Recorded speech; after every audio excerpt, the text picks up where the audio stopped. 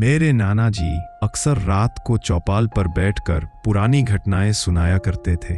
उन्हीं में से एक घटना ऐसी थी जिसे सुनकर आज भी मेरी रूह कांप उठती है। नाना जी कहते थे, बेटा, जो रात जंगल में खजाने को खोजने जाता है वह सुबह जीवित नहीं लौटता। यह घटना झरतनपुर नाम के एक पुराने पहाड़ी गांव की है। गांव छोटा था लेकिन आबादी इतनी कि हर गली में लोग चहल पहल से रहते थे। गांव के पास एक घना जंगल था, कुटमरिया जंगल। उसी जंगल की ढलान पर एक पुराना बाजार लगता था जिसका नाम था बरियारी रात बाजार। इस बाजार में दूर दूर से लोग अपना सामान बेचने आते थे। हर शुक्रवार की रात वहां इतनी भीड़ होती थी कि ऐसा लगता मानो पूरा गांव जाग उठा हो। एक शुक्रवार की रात बाजार में एक मारवाड़ी दुकानदार भागीरथ सेठ अपनी दुकान पर माल जमवा रहे थे। तभी एक अजीब दुबला पतला आदमी सेठ के पास आया। उसने साधारण फटा हुआ कुर्ता पहन रखा था और हाथ में कपड़े की एक गंदी थैली पकड़े हुए था।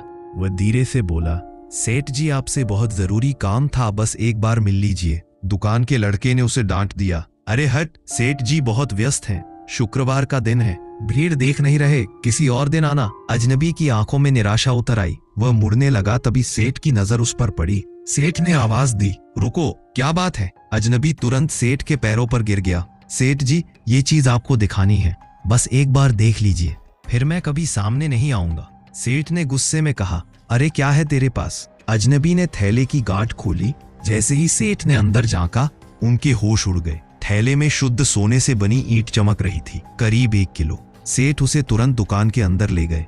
उन्होंने लड़के को आदेश दिया, 2 गिलास नींबू पानी लाना और मेरी इजाजत के बिना अंदर कोई नहीं आएगा। कमरे में जाते ही सेठ ने पूछा, कहाँ मिला? चोरी का माल तो नहीं? अजनबी कांप कर बोला, ना नहीं सेठ जी, चोरी का नहीं, ये मुझे कुटमरिया हिल पर मिला। सेठ ने शक से पूछा, कुटमरिया हिल? वहां तो सिर्फ सूखी चट्टाने हैं। अजनबी कुछ नहीं बोला। उसकी खामोशी देख सेठ समझ गए कि वह आगे बोलने वाला नहीं है। सेठ लोभ में डूब चुके थे। उन्होंने कहा, देख, मैं ज्यादा पैसे नहीं दूंगा, जितना दूं उतने में मान लेना। अजनबी बोला, सेठ जी, मुझे पैसों की जरूरत है, आप जितना दे सकें दे दीजिए। सेठ ने उसकी मजबूरी भांप ली। कहने लगे, मैं 5,000 दूंगा और एक गाड़ी भर राशन। अजनबी मान गया, लेकिन जाते जाते बोला, सेठ जी, ये धन शापित है, इसे 4 दिनों के भीतर बेच दीजिए, 5वें दिन इसके मालिक लेने आते हैं। सेठ हंस पड़े, अरे बाउकले, सोना भी शापित होता है क्या? अजनबी चुपचाप चला गया। 4 दिन बीत गए। 5वें दिन रात को चांद बादलों से ढका हुआ था। पूरा कुटमरिया जंगल डरावने सन्नाटे में डूबा था। सेठ अपने आंगन में खटिया पर लेटे हुए थे। तभी उन्होंने उसी अजनबी को जंगल की ओर जाते देखा। सेठ का मन लोभ से भर गया। उन्होंने सोचा, यह आदमी जरूर और खजाना लेने जा रहा है। उन्होंने बिना आवाज किए उसका पीछा करना शुरू किया। दोनों घने जंगल से होकर पहाड़ी पर पहुंचे। अजनबी ने झाड़ियों में छिपा एक विशाल पत्थर हटाया। उसके पीछे एक तंग सुरंग थी जो पहाड़ के अंदर जाती थी। अजनबी अंदर चला गया, लोभी सेठ भी उसके पीछे।